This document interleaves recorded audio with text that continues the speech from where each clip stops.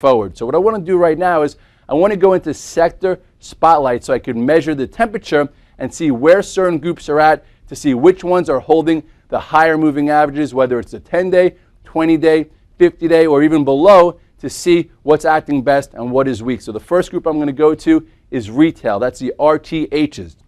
If you look here at the RTH, you will see that this group also broke this pennant area. You know, it had a nice rally with the rest of the market, was actually in tune with the spiders, came back to the highs, and this actually is breaking a little bit lower. Okay, the spiders did not get to this area, and we're already here. So I would watch this 108.85 area to see if this breaks. You know, it looks to me like it will, and then if it does, this will be the area that I'm going to be looking to potentially buy back or see how the retail sector is acting, and this is right around the 200-day. So this is about 106.44. And I'll show you two examples in this group on how you could be looking for a trade and then you have to run out the door if it doesn't come into fruition. Like look at ANF here. ANF was looking really good in this sector, looked as if it was going to hold up, perhaps make another move, and then here, potent down day. This would have got you out of any stock you were looking for momentum. Doesn't mean you have to get out of the whole position, but it means you have to lighten up. Now on this retailer right here, I would look at 71.35 as potential support. And another retailer we always follow is Lulu. Lulu has acted a little sluggish since the 2-for-1. This has been the momentum name. You take a look here. Lulu also is starting to show some signs of fatigue.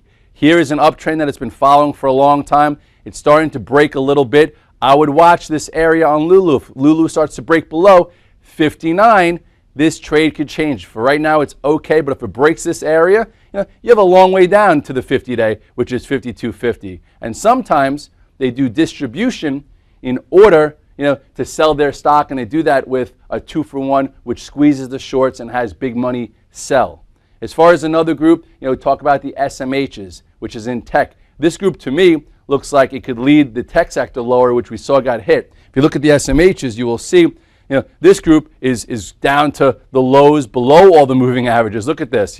It's hovering on major support going to the side, whereas the RTHs are above moving averages. These are below all of them curling. And if you look here, if this starts to break below, just say the 32 area, you could see another move down here. So hopefully you're a little defensive in the semiconductors. And also, we've seen some earnings come out from Novellus and some of the others besides Intel that have been pretty weak, and they've been lowering the estimates for the third quarter. As far as the transports, this has been so tricky. This group led us to new highs before the markets, and now this also is below all the moving averages. So I wonder what that's telling us. Usually it leads the market. Here you go with the transports. This move went through the highs, whereas you saw the S&Ps didn't even go through the highs the last time. So that was like a false indicator. That Dow theory did not follow suit. And then when it broke this little trend here, it had a retest and it broke this pivot.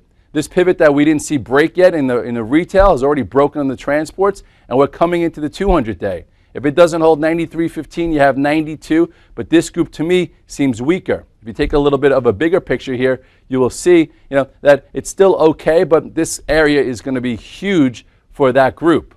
A group that is actually holding in a little bit better are the refiners. The OAHs, to me, if you take a look here, you will see that they are above the moving averages. It's been a good group. Yesterday, you had a bit of a sell signal as you had an ascending channel here that broke to the downside.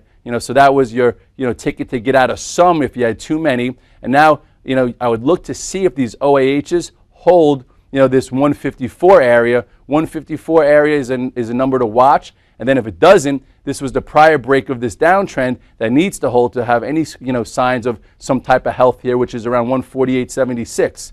So this group will be something to look for leadership, but you got to make sure that that doesn't change. So watch those areas. And lastly, the financials, which we've been trying to get back involved in, which I got stopped out of a lot of them yesterday as the S&Ps broke that 50-day.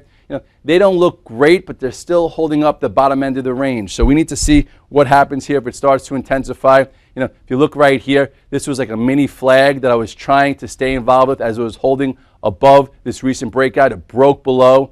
This got me out of some of my financials as the XLF just lost some momentum. So now the next thing you have to look for is down here right around, the 1465 area. And obviously, when you're watching the financials, you need to watch Goldman, you need to watch Wells Fargo, JP Morgan, Bank of America. They're trying to hold up, but this group is still weak. And only if you have a long-term time horizon, I guess hold some. But for me, I'm going to lighten up, and I could always get back in because I'm a market timer there. Lastly, I just want to show you the Qs. The Qs did have a big potent break yesterday. This group has been trying to lead, and this is a situation where you have to get out of some as well. Here is that ascending channel. Okay, tried to stay above the recent resistance. It broke below. This was your clue that you had to lighten up a little bit. It is though it's above its 50-day.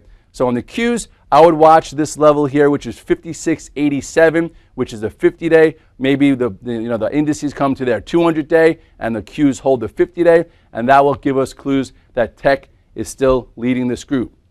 So when you're on defensive mode, what you want to do is you want to play a little judo. You want to know the levels before they happen, so when they get there, you can act fast, because when you're in the moment and you're stressed, it's hard to see the clarity. So for right now, that's the sector spotlight. We're going to go to a commercial break, and I'll show you some shorts that have been working from off the charts.